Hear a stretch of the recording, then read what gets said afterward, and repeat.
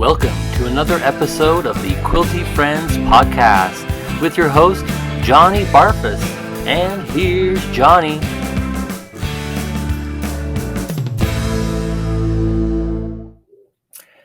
Hello, and welcome to another episode of the Quilty Friends podcast. My name is Johnny Barfus. I'm the host of the Quilty Friends podcast. And today I'm going to do a recap of my trip to QuiltCon 2023. And what is QuiltCon, you might ask? Well, I will address that in a minute.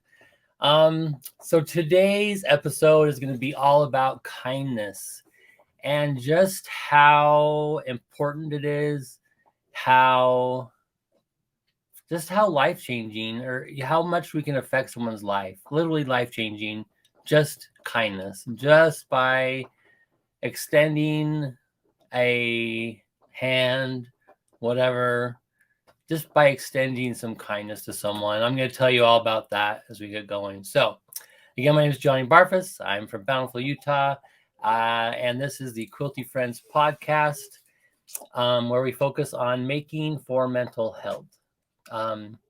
So today we're going to talk about kindness. I found this and it says, use your voice for kindness, your ears for compassion, your hands for charity, your mind for truth, and your heart for love. So, QuiltCon 2023. What is QuiltCon, you might ask? QuiltCon is a convention for quilters. That it's more of a modern quilting convention.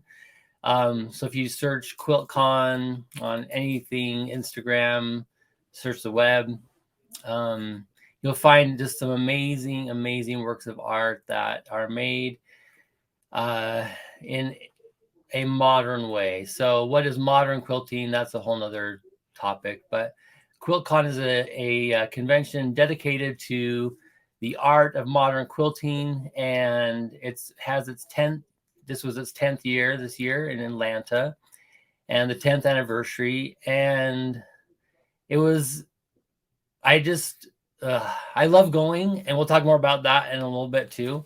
I need to make sure I address that as my own mental, anguish, going to shows, right?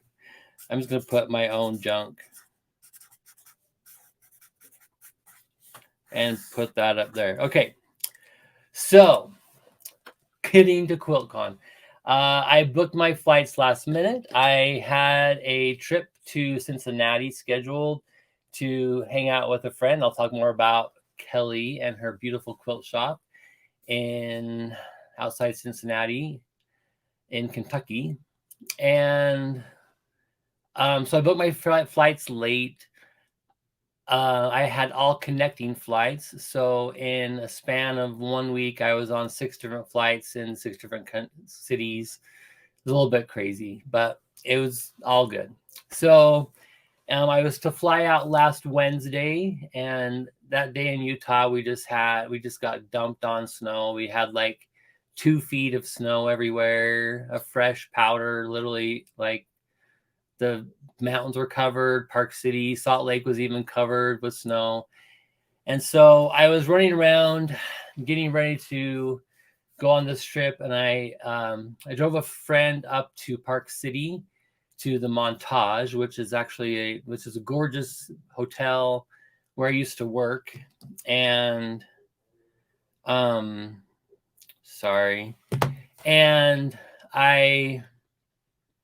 So I had driven from Salt Lake up to Park City, dropped off my friend at the Montage, and then I was on my way back down to Salt Lake to get ready and packed. And I had all these things I was going to do, finish some QuiltCon couture. I was making some jackets. I think I showed last time I saw my pink coat, which I'll show you in a second. And I went down I went up a hill up this crazy winding road, and then I was going down a steep road, and it was a one-lane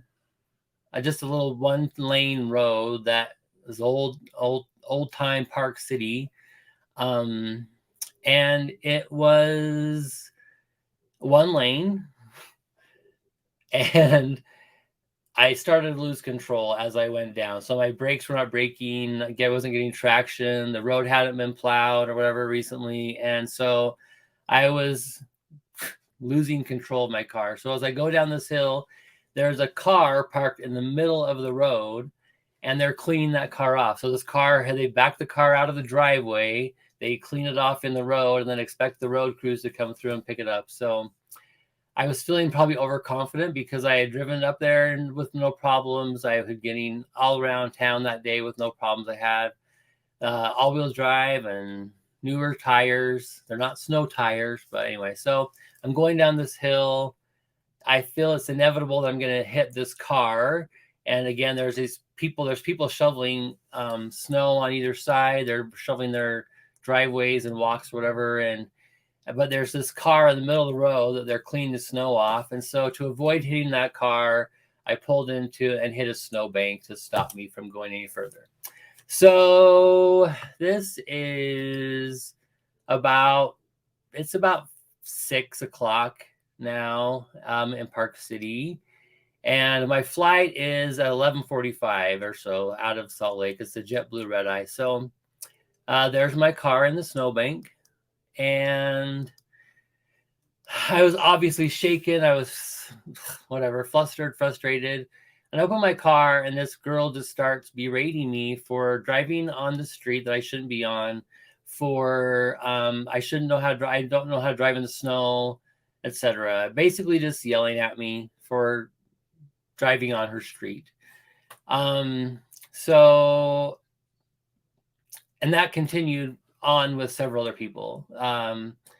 A girl came out of her house and said, "You could have hit my car." I'm like, "Your car wasn't there." "Yeah, but you could have hit my car." I'm like, "Your car wasn't there." Anyway, so super frustrating. You're already feeling so rattled and all the things because of a near accident. Excuse me, but to then be greeted by people angry at you. And anyway, it just really was heartbreaking. They did not offer to help. They didn't offer to do anything. There was a sheriff. He called first of all, well, after this happened, I was super proud of myself because I had roadside assistance with my insurance, and I've never had to use roadside assistance. So I called roadside assistance. They said, "Oh, we'll send someone out." And so there's a sheriff there. He makes sure to call a plow, make sure there's a plow. So this plow comes wide enough for this 1-lane road. Like I said, this tiny little plow, and he plows up the street and down and salts. And then the neighbors continue to throw their snow into the road. So, like you do, just have it carried away by someone else. And so then the tow truck came. The tow truck couldn't get up the hill because there was snow on it and he didn't have 4-wheel drive. So we just drove away, and I said, "Are you coming back?" And he said, "Oh, I'll send someone back." And I'm like, "Okay." So I wait and wait and wait. And then finally I'm like, I don't think he's sending anyone back. So anyway, long story short, I had to make a mad dash for the airport. So I did planes, trains, and automobiles. I left my car in the hands of my niece and for them to dig it out. And I made it to the gate just as they were calling for the final boarding call. So I probably had about 10 minutes to spare. So I got on my flight and sat down. I was just literally running the whole time. I hadn't eaten. All the things, So I get on the plane. I sit down next to my seatmates. I'm on the window seat, which I hate because I'm so tall and I like to stretch and all the things. So I'm on the window seat, and I just thought, okay, I'm just going to relax and try to get, back in my body, all that stuff, So I sit down next to this beautiful couple, Tina and Kia. I didn't get their last names, but Tina is just a beautiful Polynesian woman. I'll tell you why I'm giggling in a second, but she starts eating this sandwich, and I didn't pay much attention to it. I think I grabbed like a bag of marshmallows, a protein bar, and half of my sister's quesadilla from lunch is what I had for my meal snack running to the airport. So I sit down next to Tina and she says, "Hey, do you want half of this sandwich?" She offers me half of her turkey sandwich. And I was like, "Oh my gosh, yes, I would. Actually, thank you so much." She goes, "You're welcome." And she offered me chips. And anyway, she was just the nicest, nice. And it was just night and day from what I just experienced in Park City. So I had just experienced these people upset about me for driving on the wrong road and nearly hitting their car, and not worried at all that I just pushed my car into a snowbank on their behalf. Anyway, and then to be sitting next to Tina and Kia on the airplane they're on their way to like Belize, I think, and some magical island.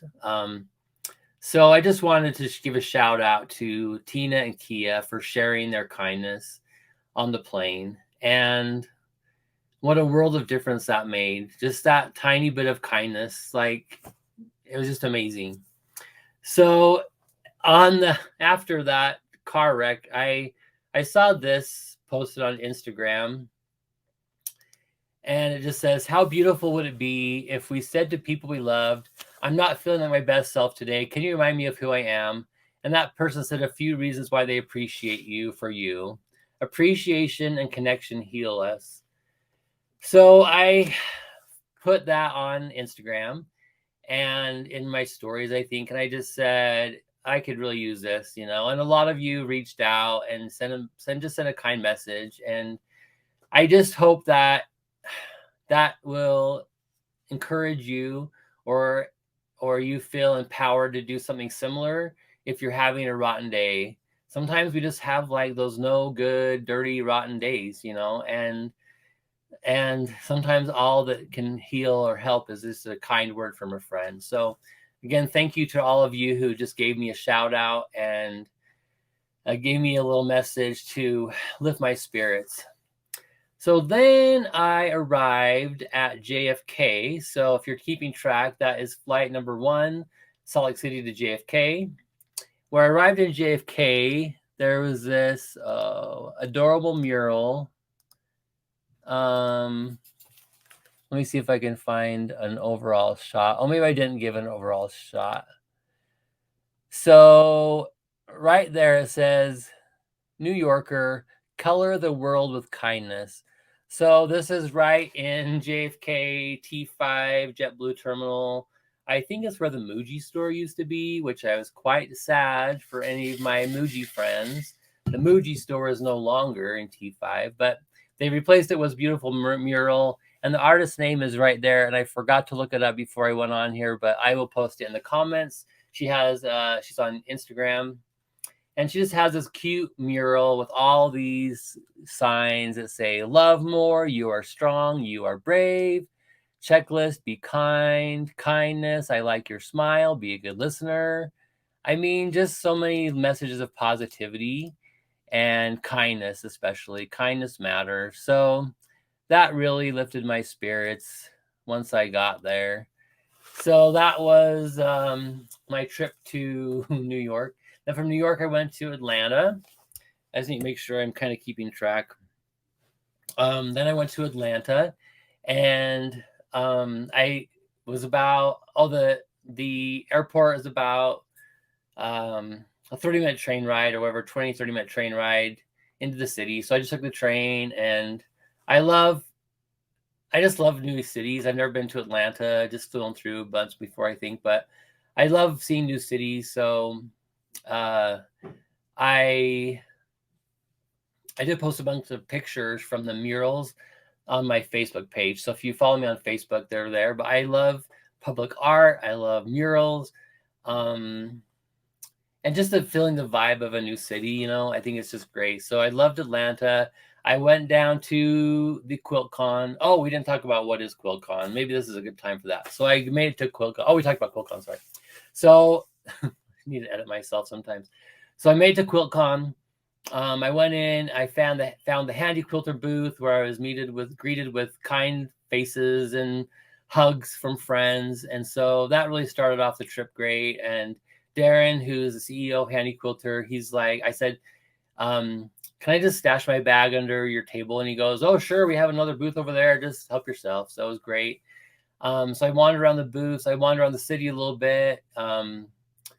Went to my Airbnb, took a nap, came back, and then had dinner with a friend. But throughout the weekend, so I was there for 2.5 days, and my main goal was really to share about this podcast, to meet people one-on-one, and I met some of you there who are tuning in for the first time. So I really wanted to connect with people one-on-one, face-to-face, at the QuiltCon. So I did 2 days of that. It was beautiful. I want to show a few pictures. Let's see. So you saw my quilt coat a little bit last time, but I'll show it again in another picture. But these two ladies had made their quilt coats. So cute. Got a picture of them. And then this is my friend Ben Millett from, never mind, I can't remember. So Ben he has a handy quilter. He's now a handy quilter ambassador, but he makes a new sweatshirt or two for every QuiltCon. So I don't remember what numbers these are. I apologize, Ben. But so this is one that he made. If you want, I'll post his Instagram link so you can see more of his jackets if you'd like. He makes these really great sweatshirts and plans them all out and uses every color of Kona cotton you can imagine.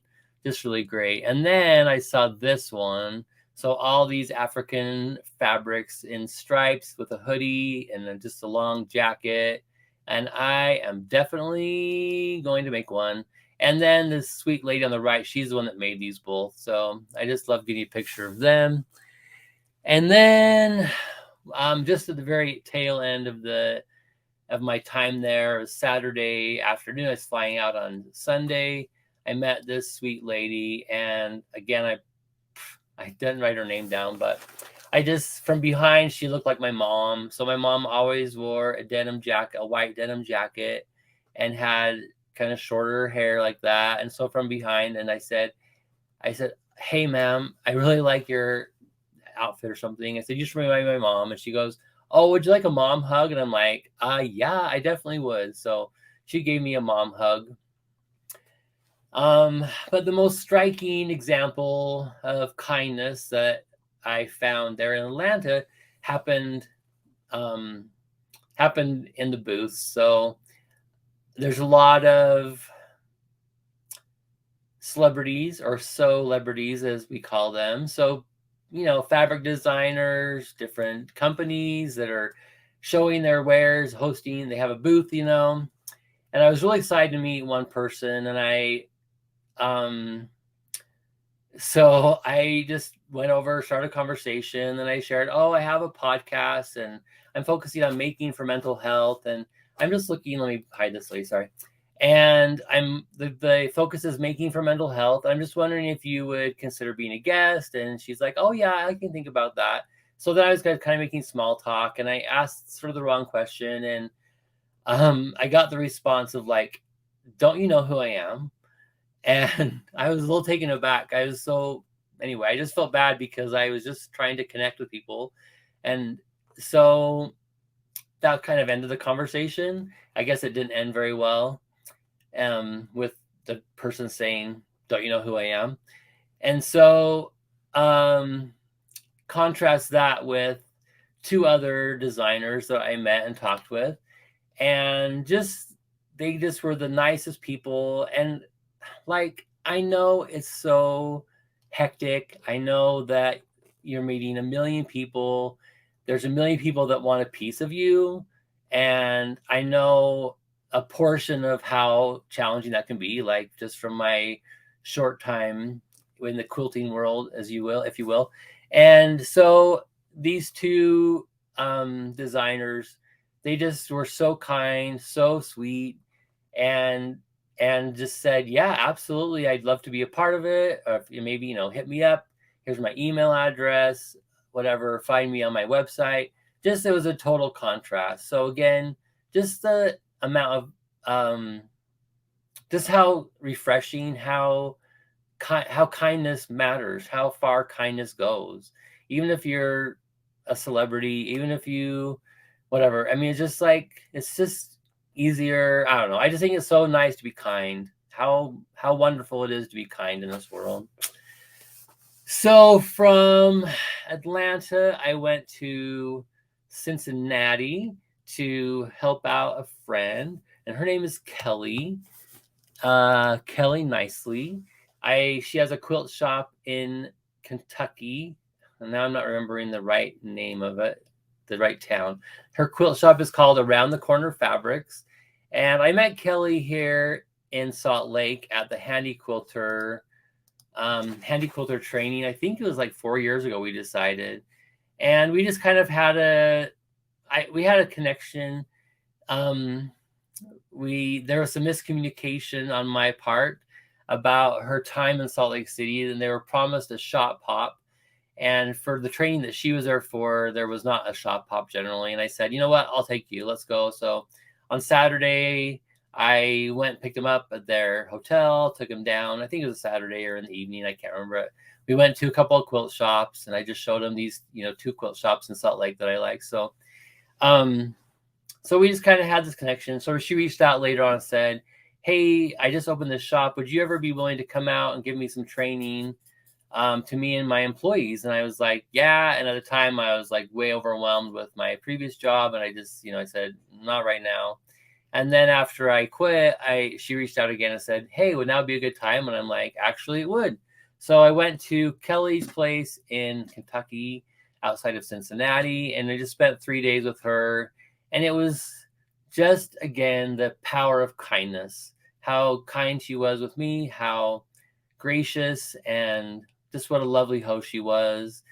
I spent, I guess, 3 days, really. We kind of chilled out on Monday, and we chilled out on Sunday and napped. And then Monday, Tuesday, Wednesday, I worked with her and 2 of her employees one-on-one. So it was really a great opportunity to do that. And if you are interested in doing something like that with just yourself or your own shop, reach out to me, and I'd love to, talk about, make arrangements, how we can make that work. So I'm all about win-win. I'm all about let's make it work and just, see what we can do together. So Kelly was great. Oh, I was going to track my flights, but it doesn't matter. I went from Atlanta to Baltimore to Cincinnati.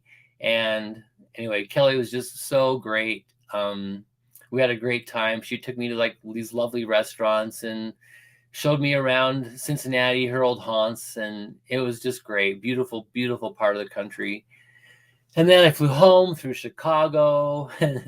So Cincinnati, Chicago to Salt Lake City. Of course, that flight got delayed because of a rain, thunderstorm, hailstorm came through. My first time in tornado warning, so that was fun. And then I made it home. And since then, I've just been kind of recalculating. So I was going to say, I told you I was going to tell you my thoughts about my own junk dealing with QuiltCon. So I love quilt shows. So my first QuiltCon was 2018-19, I believe, in Pasadena, and I had a quilt there actually. So I had heard about QuiltCon about a year before, and it was this new thing to me. And like, what is this thing? Who are all these modern quilters, and where have you been all my life? And so I had my first quilt in QuiltCon, my only quilt in QuiltCon there in Pasadena. But I just remember walking into this. The first night, there's award ceremonies, and they had all these the community quilts all down these 2 corridors. So you walked into kind of like a V shape, the bottom anyway. So one went this way, one went this way, and they just had all these color coordinated quilts that were kind of like a color challenge, and just went both directions. They're just gorgeous. These oranges, pinks, purple, beautiful color schemes. And so that was just so much creativity, so much just quilting out of the box, I guess you'd call it. And they have several categories, different techniques and topics that are, different categories you can enter in. So that was beautiful. And then the next morning I was, waiting to go see my quilt. And so I went in there and saw it, and just to see something that I made hanging there was just such a rush. And so it was amazing. And ever since then, I've been in the back of my mind, well, if this quilt can't get into QuiltCon, what's the point? So I've been working through that off and on. And I still think about things like that. I still tell a story with my quilts. I still have an internal story that I'm kind of telling, if it's something like that. But I think it's most important just to make for me. I have to be the first one. I have to make for me first.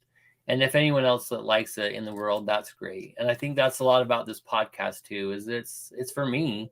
It's to work out my own whatever, my own funk, my own mental health issues, if you will, my own making for mental health. It's so hard sometimes. I have a really perfectionist bug that comes from me. And if you have read anything about Brene Brown, I know I quote Brene Brown a lot, and I'm going to put a link to one of her favorite audiobooks on Audible that I really just love. But she talks about the pursuit of perfectionism, and how it's really important to keep a good check on that, so you don't fall into that trap of perfectionism. So that's what I'm kind of been working through this past few months, as this has been getting started, is just being vulnerable, being willing to put myself on the line, being willing to talk about my own issues. But I'm doing it for me first. And I hope that somebody else gets something out of it. One thing that I guess didn't really surprise me, but I still find it surprising, is that how many people that I talk to at QuiltCon, I would just approach people and just, say, hey, you saw my jacket. So I was wearing this pink coat most of the time. I didn't get my second jacket finished. My first one was too hot to wear because it was Atlanta. My second one was this, which I actually finished in someone's booth. I can't think of the name, booth. The Juki booth, and cute lady there helped me out. And then, so I was wearing a pink quilt coat the whole time. So it was very, understated, if you will.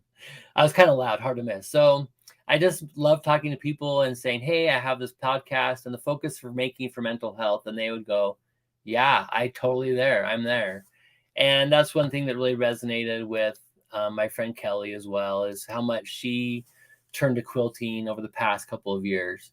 And I'm going to have her as a guest soon, so I don't want to talk too much about her story, but just how many people are already turning to doing something with their hands, making something creative, doing something creative with their hands to assist with their mental health. So all of you that are doing so, have been doing so, I highly encourage you to share, add the tag Making for Mental Health to your posts on social media. And I'd love to just see that, as Jimmy Fallon would say, be a trending topic someday. So that's my goal, to ignite the conversation globally about making for mental health. So thank you so much for everyone for joining this podcast. I really appreciate it. Right now, it's still just on YouTube, with plans to add to the other platforms coming soon. I'm working on that as well. So thank you so much. I really appreciate all of you that have given your support so far and have shared this with someone and have subscribed. If you haven't already, I'd love it if you subscribe in the link below. Thank you so much. Have a blessed day. Be kind to one another. It just isn't that hard. And it's just it can just really change someone's life. I felt firsthand a few times this past week how amazing, how beautiful that just a kind word, a kind action, sharing your turkey sandwich with a stranger on the plane can go to help someone. So practice kindness, be kind to one another. That's all it takes. And we'll see you again soon. Love you.